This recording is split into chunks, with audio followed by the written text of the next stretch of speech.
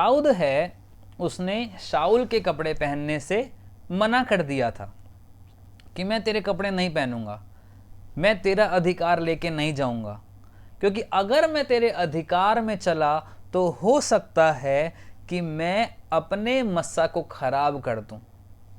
आज आप में से बहुत से ऐसे लोग हो सकते हैं, ठीक है, और ये कोई गलत चीज़ नहीं है, ठीक है। हर चीज़ को ये मत समझना ये गलत है वो गलत है, सॉरी, मैं जो कहना चाह रहा हूँ उसको ये समझना।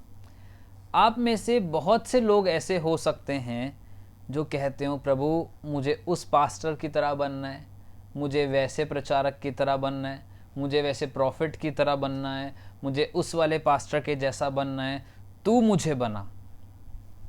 बोलते हो? नहीं बोलते? इतने सुधरे हुए तो नहीं है हम लोग। हाँ, बोलते हैं हम लोग। मैं भी बहुत बोलता था, प्रभु मुझे उसकी तरह बना। जिस पास्टर को सुन लिया, जो पास्टर अच्छा लगा, प्रभु मुझे उसकी तरह बना, मुझे वैसी बात करनी है, मुझे वैसे ही दिखना है, मुझे वैसे ही चलना है, मुझे वैसे ही करना है, मुझे वैसे कपड़े पहनने, मुझे वैसे दाढ़ी बनानी है, मुझे वैसे बाल कटाने, मुझे उसकी तरह दिखना है, ठीक है। क्यों? क्योंकि प्रभु वो एक मस्सा को लेके चल रहा है, ठीक है। आप और मैं भी ऐसा, आप भी ऐसे करते हो। जब किसी प्रचारक को सुन लिया, अच्छा लगा, भाई प्रभु मुझे उस भैया की तरह बनना है, मुझे उस पास्टर की तरह बनना है। जब बोलता है तो प्रभु मेरा तो कलेजा फटने लग जाता है कि प्रभु क्या बोल दिया बंदे ने। मैं आपसे एक बात बोलना चाहता हूँ कि हर एक के लिए एक अलग कॉलिंग है, हर एक का एक अलग मस्सा है, हर एक की एक अलग अनॉइंटिंग है। अगर कोई राजमा चावल अच्छे बना सकता है तो कोई चिकन अच्छा बना सकता है, कोई वड़ा पाव अच्छा बना सकता है तो कोई भेलपूड़ी बहुत अच्छी बना सकता है। समझ पा रहे हो? हर काम के लिए प्रभु ने अलग अलग चीजों को रखा है। हाथ जो काम कर सकता है वो पैर नहीं कर सकते, जो पैर कर सकते हैं वो नाक नहीं कर सकती, जो नाक कर सकती है वो बाल नहीं कर सकते, जो बाल कर सकते हैं वो मेरे दांत नहीं कर सकते। हर चीज के लिए अलग अलग चीज बनाई गई है, हर काम के लिए एक स्पेसिफिक चीज रखी गई है, और आप जिस मस्सा को कैरी करके चल रहे हो वो एक स्पेशल कॉलिंग के लिए, एक खास कॉलिंग के लिए रखी गई है। हो सकता है आप में से किसी को बोने का वरदान हो सकता है आप में से किसी को घंटों घंटों प्रार्थना करने का वरदान हो सकता है आप में से किसी को भविष्यवाणी करने का वरदान हो सकता है आप में से किसी को चंगाई करने का वरदान हो सकता है आप में से किसी को घर संभालने का वरदान हो सकता है आप में से किसी को पवित्र आत्मा के अन्य भाषा की इंटरप्रिटेशन का वरदान हो। सबको एक अलग अलग वरदान अलग अलग समय के लिए प्रभु ने रखा है। और अगर हम बोले मछली को कि तू बंदर की तरह पेड़ पे चढ़ के दिखा, तो क्या मछली बंदर की तरह पेड़ पे चढ़ पाएगी? हम वही बंदर हैं, या सॉरी हम वही मछली हैं जो अपने आप को बंदर की तरह पेड़ पे चढ़ाने की कोशिश करते हैं। प्रभु मेरी चर्च इतनी बड़ी हो जाए, प्रभु मैं प्रार्थना करूं तो ये हो जाए, प्रभु मैं ऐसा करूं तो वैसा हो जाए, प्रभु तू ऐसा कर देगा तो मैं वैसा कर दूंगा। हर चीज प्रभु के सामने हम रखते हैं, कोई गलत बात नहीं है, लेकिन हमें समझना है कि हम किस कॉलिंग को रखते हैं, हमारी जिंदगी के लिए क्या कॉलिंग है, हमारी जिंदगी में प्रभु ने किस चीज के लिए मस्सा करके हमको भेजा है, और हम क्या कर सकते हैं। अब आप मुझे बोलो कि मैं 4 घंटे प्रार्थना कर लूं, तो मैं नहीं कर सकता। आप मुझे बोलो कि आप रोड पे चले जाओ, सुसमाचार सुनाने लग जाओ, तो मैं 1 या 2 लोगों से ज्यादा नहीं सुना सकता। आप मुझे बोलो किसी से 2400 घंटे बात कर लो, मैं नहीं कर सकता। बहुत से ऐसे काम हैं जो मैं नहीं कर सकता, क्योंकि उसके लिए मुझे मस्सा नहीं किया गया ना। ये थोड़ी ना मैं पास्टर हूं तो सभी कर लूंगा, है हर चीज मैं कर लूंगा, नहीं हो सकता ऐसा। हर चीज के लिए एक स्पेशल कॉलिंग, एक स्पेशल मस्सा को परमेश्वर ने रखा है। दाऊद इस बात को जानता था कि मैं दुश्मनों को हराने के लिए चुना गया हूं, इसलिए परमेश्वर ने मेरी जिंदगी में हियाव भरा है, मेरी जिंदगी में निडरता को भरा है, बोल्डनेस को भरा है। और वो इसीलिए उसने शाऊल का कपड़ा पहनने से, शाऊल का अधिकार लेने से मना कर दिया था, क्योंकि शाऊल डर गया था। अगर हम भी दूसरे के मस्सा को मांगते रहेंगे कि प्रभु मुझे उसके जैसा बना, उस प्रचारक की तरह बना, उस अगुए की तरह बना, तो हो सकता है हम जिस कॉलिंग के लिए बुलाए गए हैं वो कॉलिंग हम अपनी जिंदगी से प्रभु के लिए पूरी ना कर पाए। मैं भी एक समय था जब गलत प्रार्थनाएं करता था। प्रभु मुझे गाना बहुत अच्छा सिखाते, प्रभु मुझे ये वाला काम करना बहुत अच्छा सिखाते, प्रभु मुझे वो वाला काम करना बहुत अच्छा सिखा दे।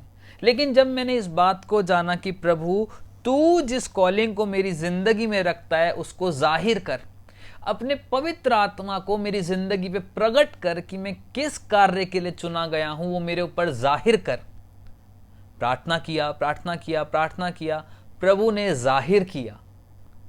मैं कभी टीचर बनना नहीं चाहता था, मेरे को पढ़ाना नहीं आता। मैं आज भी ये बात को बोलता हूँ, मुझे पढ़ाना नहीं आता, ठीक है। थोड़ी सी बातें परमेश्वर लिखवा देता है, मैं प्रभु की दया से वही बोल देता हूँ। मेरे को पढ़ाना नहीं आता, मुझे कोई बाइबल स्टडी देनी नहीं आती। लेकिन जब मैंने प्रभु से बोला, प्रभु अपने आप को मेरी जिंदगी पे प्रकट कर कि मैं किस काम को करने के लिए चुना गया हूँ, प्रभु ने प्रकट किया, मेरी कॉलिंग को मुझे बताया। आज जब मैं पढ़ाता हूं तो मुझे एक सेटिस्फैक्शन होता है कि यस प्रभु, ये वो काम है जिसको करने के लिए तूने मेरा अभिषेक किया है। समझ पा रहे हो? किसी का अभिषेक किया गया है केयर करने के लिए, ठीक है जी। कि जैसे एक नर्स है, ठीक है, एक नर्स को ट्रेंड किया जाता है केयर करने के लिए कि वो पेशेंट की केयर कर सके। आप उसी नर्स के हाथ में तलवार पकड़ा के बॉर्डर पे भेज दोगे तो क्या वो नर्स एक अच्छा योद्धा बन पाएगी? वो ना तो नर्स रह गई, ना योद्धा बन पाई, वो बीच में कुछ बन के रह गई। हम यही मात खा जाते हैं। प्रभु हम ये भी करना चाहते हैं, हम वो भी करना चाहते हैं, हम ऐसे भी करना चाहते हैं, हम वैसे भी करना चाहते हैं। आप सब करो, कोई मनाही नहीं है। आप भविष्यवाणी करो, आप गॉस्पेल सुनाओ, आप प्रचार करो, आप सब करो, कोई बुराई नहीं है। लेकिन उससे पहले जानो कि प्रभु आपको किस चीज में स्पेशलिस्ट करना चाहता है, आपकी कॉलिंग क्या है। शाऊल अपनी कॉलिंग को जानता था कि प्रभु ने मेरा अभिषेक राजा होने के लिए चुना है। परमेश्वर ने मेरा अभिषेक राजकीय स्थानों पे बैठाए जाने के लिए किया है। परमेश्वर ने मेरा अभिषेक इजरायली कौम को चलाने के लिए किया गया है। परमेश्वर ने मेरा अभिषेक उसकी बात को मानने के लिए किया है, लोगों को आगे बढ़ाने के लिए किया है। अपने अभिषेक को जानकर, अपनी कॉलिंग को जानकर जब वो दूसरे से जलन रखने लगा तो वो भूल गया कि वो एक राजा है, वो भूल गया वो प्रभु का अभिषिक्त है, वो भूल गया कि प्रभु की कॉलिंग उसकी जिंदगी में काम कर रही है, वो भूल गया कि वो कहां से उठाया गया था। एक छोटी सी जलन इतने बड़े राजा को कहां ले आई? सुसाइड पॉइंट पे। आप अगर शाऊल का अंत पढ़ें तो शाऊल को किसी ने मारा नहीं था, शाऊल अपनी तलवार के ऊपर खुद गिर गया था और उसने अपने आप को मार लिया था। इतना महान राजा, इतनी लड़ाइयों को लड़ा, पहला राजा जिसको प्रभु ने नियुक्त किया, पहला राजा जिसके लिए शमूएल का अभिषेक किया गया, शमूएल को खड़ा किया गया, पहला राजा जिसके लिए किसी और से बात की गई कि तू जा उसका अभिषेक कर, पहला राजा जिसके लोग मांग रहे थे कि हमें राजा दे, हमें राजा दो, हमें राजा दो। इतना महान व्यक्ति, इतना अनुभवी व्यक्ति एक जलन के कारण कहां पे पहुंच गया? सुसाइड पॉइंट पे, कि अब वो समय आ गया है मैं अपनी जिंदगी खत्म कर लूं। क्या प्रभु ने उसका अभिषेक इसलिए किया था कि वो दुनिया के सामने तमाशा बन जाए? क्या वो दुनिया के सामने एक मजाक बन के रह जाए? लेकिन अंत में क्या हुआ? वो सच्ची में एक मजाक, एक तमाशा बन गया। जिसको प्रभु ने चुना, प्रभु लेकर आया एक छोटे से जलन के कारण। पहला, प्रभु की बात ना मानना। दूसरा, जलन के कारण क्या हुआ, उसका downfall downfall downfall downfall downfall होता गया और वो सुसाइड पॉइंट पे पहुंच गया। जब जलन हमारी जिंदगी में काम करती है, चलो एक वचन निकालो, याकूब जेम्स 3 का 14 से 16, ठीक है, और कोई क्लियर वॉइस में पढ़ दे। याकूब 3 उसका 14, 15 और 16।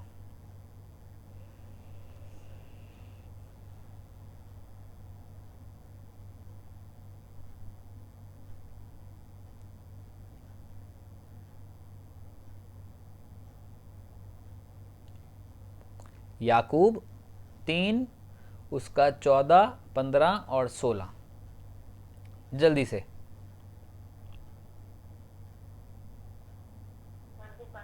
हाँ जी, हाँ जी, पढ़िए।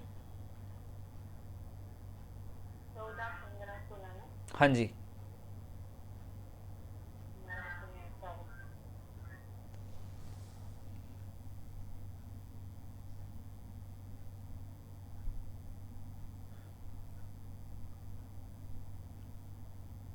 पढ़िए पढ़िए। 3 का 14, हाँ 15, जी, 16। पर यदि तुम अपने अपने मन में कड़वी डाह और विरोध रखते हो, तो सत्य के विरोध में घमंड ना करना और न तो झूठ बोलना। यह ज्ञान वह नहीं जो ऊपर से उतरता है, वरन सांसारिक और शारीरिक और शैतानी है। इसीलिए कि जहाँ डाह और विरोध होता है, वहाँ बखेड़ा और हर प्रकार का दुष्कर्म भी होता है। आमीन। जहाँ ढा होता है वहाँ क्या होता है, हर प्रकार का दुष्कर्म, और क्या होता है, बखेड़ा खड़ा हो जाता है। बात कुछ नहीं है, ठीक है, कुछ भी बात नहीं है, लेकिन जहाँ जलन का आत्मा काम करता है वहाँ तिल का ताड़ बनने में देर नहीं लगती।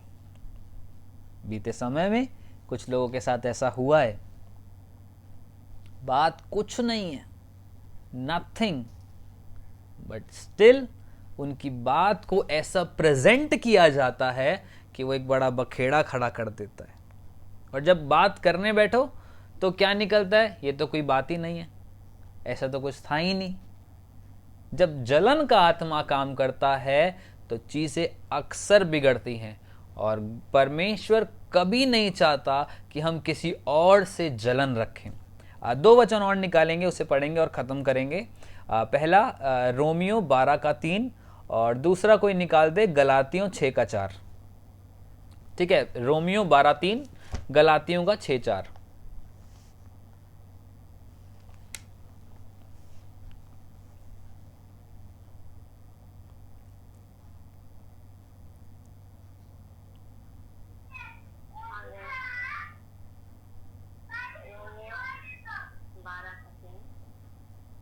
क्योंकि मैं इस अनुग्रह के कारण जो मुझको मिला है, तुमने से हर एक से कहता हूँ कि जैसा समझना चाहिए, उससे बढ़कर कोई भी अपने आप को न समझे, पर जैसा परमेश्वर ने हर एक को परिमाण के अनुसार बांट दिया है, वैसा ही सब बुद्धि के साथ अपने को समझो। जी, जैसा बांट दिया गया है वैसा एक दूसरे को समझे, कोई अपने आप को बेटर नहीं। ठीक है जी, चलो गलातियों 6 का 4 पढ़ दो।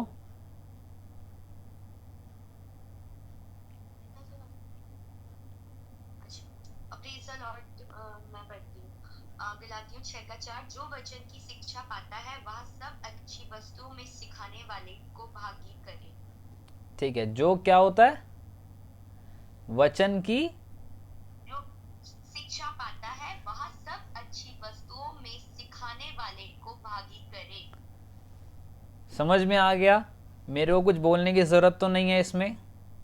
ठीक है, चलो 2 वचन और, रोमियो 1 का 29 और गलातियों 5 का 22। ठीक है, लास्ट, इसके बाद नहीं।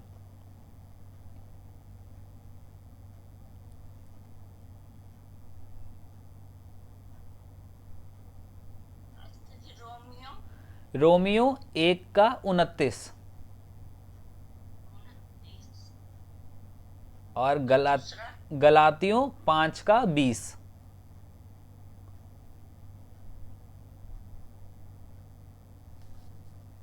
1:29।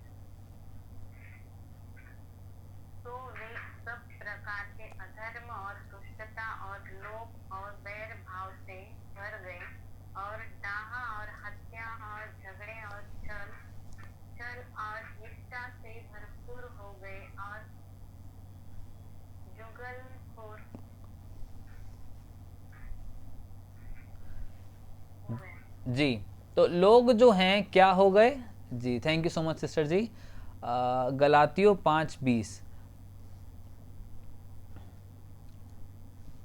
मूर्ति पूजा, टोना, बैर, झगड़ा, ईर्ष्या, क्रोध, विद्रोह, फूट, विधर्म, डाह, मतवालापन, लीला क्रीड़ा और इनके जैसे और काम हैं। इनके विषय में तुमको पहले से ही कह देता हूँ, जैसे पहले भी कह चुका हूँ, कि ऐसे ऐसे काम करने वाले परमेश्वर के राज्य के वारिस नहीं होंगे।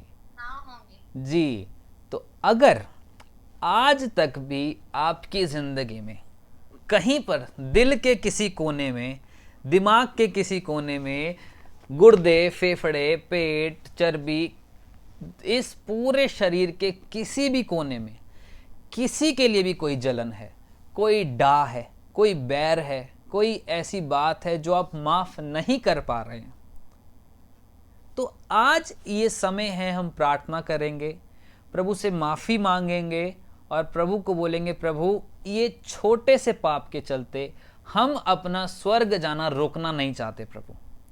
क्योंकि हमने आज सीखा है पहली बात कि अगुआ जैसा होगा वैसे ही उसकी पीछे प्रजा होगी।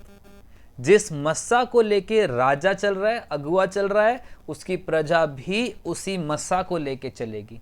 आने वाले समय में प्रभु आपको अधिकारी की तरह खड़ा करेगा, आपके पीछे बहुत से लोगों को देगा जिनको आप सिखा सकोगे। और अगर जलन या ढा या लीला क्रीड़ा या कुछ भी ऐसा काम आप में से किसी की जिंदगी में भी काम करेगा, तो आपके पीछे भी वो चीज चलती जाएगी। शाऊल में डर था, पूरी सेना डरी रही। शाऊल में हारने का भाव आ गया था, तो वो पूरी सेना में भी आ गया था। शाऊल की जिंदगी में एक डिसओबीडियंस काम किया, तो उसकी पूरी सेना में भी डिसओबीडियंस काम किया। दाऊद की सेना में, दाऊद हियाव से भरा हुआ था, तो दाऊद की पूरी सेना भी हियाव से ही भरी हुई थी। आप एक ऐसे राजा बनो, एक ऐसे अधिकारी बनो, एक ऐसे प्रभु के दास बनो, एक ऐसे कलीसिया के अगुए बनो जिसका चरवाहा आपसे पहले यीशु मसीह हो। आप यीशु मसीह को देख के चलो और लोग उसी चीज को फॉलो करते जाएं। क्योंकि अगर आप या मैं लोगों को अपने पीछे करेंगे तो खुद भी यहीं रह जाएंगे और लोगों के लिए भी ठोकर का कारण बन जाएंगे। लेकिन अगर हम लोगों को परमेश्वर से सीधा मिलाने वाला बन गए तो हमारा स्वर्ग पक्का है और हम उन लोगों के लिए भी स्वर्ग जाने का कारण बन जाएंगे। अभी हमने पढ़ा, जो डा, लीला क्रीड़ा और ये सब काम करता है वो स्वर्ग परमेश्वर के राज्य में जाने के लिए नहीं है, वो नहीं जा सकते। अगर आज आप और मैं परमेश्वर के राज्य में जाना चाहते हैं तो एक काम करेंगे, आज हम पश्चाताप करेंगे अपने लिए और प्रभु से बोलेंगे, प्रभु अगर आज तक भी मेरी जिंदगी में किसी के लिए मैंने जलन रखी है, डाह रखी है, ईर्ष्या रखी है या कोई भी ऐसा भाव रखा है अपनी जिंदगी में जिसकी वजह से मेरा स्वर्ग जाना रुक सकता था, प्रभु सकता है नहीं, सकता था, तो प्रभु आज मैं उसके लिए माफ़ी मांगता हूँ। प्रभु तेरा आत्मा मुझे छुए, मुझे माफ़ करे और मुझे तेरे साथ चलने के लिए मेरी अगुवाई करे और मैं तेरे साथ वफादारी के साथ चल सकूं। आमीन। आइए प्रार्थना करते हैं। Hallelujah, hallelujah. प्रभु हम तेरा धन्यवाद करते हैं इस समय के लिए, तुझे महिमा देते हैं, तुझे आदर देते हैं प्रभु जी। तेरा आत्मा आज इस समय हम पुकारते अपनी जिंदगियों में प्रभु जी। आज हम सब एक मन होकर तुझसे पश्चाताप करते हैं प्रभु, अपने तमाम गुप्त पापों के लिए, अपने ढिठाई के पापों के लिए प्रभु जी। जैसा दाऊद कहता है नीति वचन में प्रभु कि प्रभु मुझे जान ले प्रभु, मेरे गुप्त पापों से, मेरे ढिठाई के पापों से मुझे माफ कर, मुझे क्षमा कर मेरे परमेश्वर पिता। आज हम भी तुझसे प्रार्थना करते हैं प्रभु, हमारे गुप्त पापों से, हमें हमारे ढिठाई के पापों से माफ कर मेरे परमेश्वर पिता। तेरा आत्मा आज हम सब की जिंदगी के ऊपर उतरे प्रभु, तेरा आत्मा उतरे मेरे परमेश्वर पिता। और आज जो कुछ भी हमने सीखा है प्रभु जी, वो 100 गुना फल लेकर आने पाए परमेश्वर पिता। आज हम जिस कलीसिया में हैं प्रभु जी, उस कलीसिया के लिए तुझसे प्रार्थना करते हैं, उन अगुओं के लिए प्रार्थना करते हैं प्रभु जी। और खाली मैं नहीं प्रभु जी, और जितने भी लोग प्रभु जी जिस जिस कलीसिया में जाते हैं प्रभु, उन सब कलीसियाओं के लिए प्रार्थना करते हैं प्रभु। उन सब कलीसियाओं के, हमारी कलीसिया के प्रभु अगुए को ऐसा बना जैसा तू चाहता है प्रभु जी। आज अगर हमारे अगुए की जिंदगी में प्रभु जी कोई दुख है, तकलीफ है प्रभु, या किसी करेक्शन की जरूरत है प्रभु जी, तो आज उस करेक्शन को हमारे अगुए की जिंदगी में दे प्रभु जी। क्योंकि आज हमने सीखा है प्रभु कि जैसा अगुआ होगा वैसी ही प्रजा होगी प्रभु। लेकिन हम अपना पहला अगुआ तुझे मानते हैं मेरे परमेश्वर पिता। आज हम तुझसे सीखना चाहते हैं प्रभु जी, और चाहते हैं तेरा आत्मा हमें चलाए, हमें सिखाए मेरे परमेश्वर पिता। इसी समय यीशु मसीह तेरा बड़ा हाथ, तेरा सामर्थी हाथ हम सब की जिंदगी के ऊपर उतरे मेरे परमेश्वर पिता। May the fire of the Holy Ghost touch each and every one of us। पवित्र आत्मा तू हर एक को टच कर परमेश्वर पिता। तेरा आत्मा हर एक को टच करे, हर एक को छुए, हर एक को बदले मेरे परमेश्वर पिता। तेरा वचन कहता है प्रभु, जहां तेरा नाम आ जाता है प्रभु, तेरे नाम में छुटकारा है, तेरे नाम में रिहाई है। आज हमारे गुप्त पापों से, हमें हमारे डिटाई के पापों से माफ कर, शुद्ध कर, नया बना प्रभु। अपने लहू से धो के हमें शुद्ध कर प्रभु। वो सच्ची शांति जो आज तक हमारे दिलों में नहीं थी, आज से हम सब के दिलों में वास करने पाए मेरे परमेश्वर पिता। इसी समय तेरा आत्मा हर एक को छुए मेरे परमेश्वर पिता। आज जो कह रहा है इस बात को प्रभु जी कि मैं तुझसे प्रार्थना करने वाला था या प्रार्थना करने वाली थी अपने पापों के लिए, लेकिन प्रभु आज ही प्रभु इस मीटिंग के दौरान तूने इस प्रार्थना को कराया है प्रभु जी, तो मैं विश्वास करता हूँ प्रभु उस भाई के, उस बहन के विश्वास को बढ़ा मेरे परमेश्वर पिता, जो अपनी एक खास, अपनी उस गलती के लिए प्रभु, जो एक लंबे समय से अपने दिल में रख के बैठी थी परमेश्वर पिता, या बैठा था प्रभु जी। आज हम सबको प्रायश्चित करने वाला मन दे। तूने हमें माफ किया, इसके लिए धन्यवाद करते हैं मेरे परमेश्वर पिता। प्रभु ये वीडियो भी जितने लोग देखे प्रभु जी, ऑनलाइन जितने सुन रहे हैं प्रभु, हर एक को तू आशीष, बरकत, कल्याण दे मेरे परमेश्वर पिता। हर एक की जिंदगी में काम कर मेरे परमेश्वर पिता। तू सहायता और मदद कर प्रभु। तुझे महिमा देते हैं, तुझे आदर देते हैं प्रभु। तेरा ग्रेस हर एक की जिंदगी में चाहते हैं। तेरे ग्रेस को रिसीव करें हम सब मेरे परमेश्वर पिता। तेरा ग्रेस उतरे, तेरा ग्रेस उतरे, तेरा अनुग्रह उतरे मेरे परमेश्वर पिता। जैसा तूने सिखाया है परमेश्वर पिता कि बहुत सी चीज़ों के लिए हमें ग्रेस की ज़रूरत है प्रभु, आज तेरा ग्रेस हमारी ज़िंदगियों में काम करे, हमें माफ़ करे मेरे परमेश्वर पिता। और तेरे ग्रेस को हम अपनी ज़िंदगी में रिसीव करते हैं बड़े कामों को करने के लिए। तेरा ग्रेस हमारी ज़िंदगी में काम करे। तेरा आत्मा हर एक से बोले, हर एक को छुए, हर एक को टच करे, हर एक को सुधारे, हर एक को करेक्ट करे, हर एक की ज़िंदगी में काम करे, और हर एक को प्रभु उन ऊंचाइयों पे लेके जाए जहां तू लेके जाना चाहता है प्रभु जी। तेरा वचन कहता है खुदा, हमारी निर्बलताओं में तेरी सामर्थ्य सिद्ध होती है प्रभु। आज अपनी सामर्थ्य को मैं निर्बलताओं में सिद्ध करने के लिए धन्यवाद प्रभु जी। तेरा वचन कहता है मेरी उपस्थिति में चल और सिद्ध होता जा प्रभु। आज हम सबको तेरी उपस्थिति में चलना सिखा, सिद्ध होना सिखा प्रभु।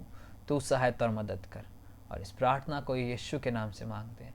जैसे सुने और ग्रहण कर ले पिता, आमीन। प्रभु हम तुझे सारा आदर, सारी महिमा देते हैं प्रभु जी।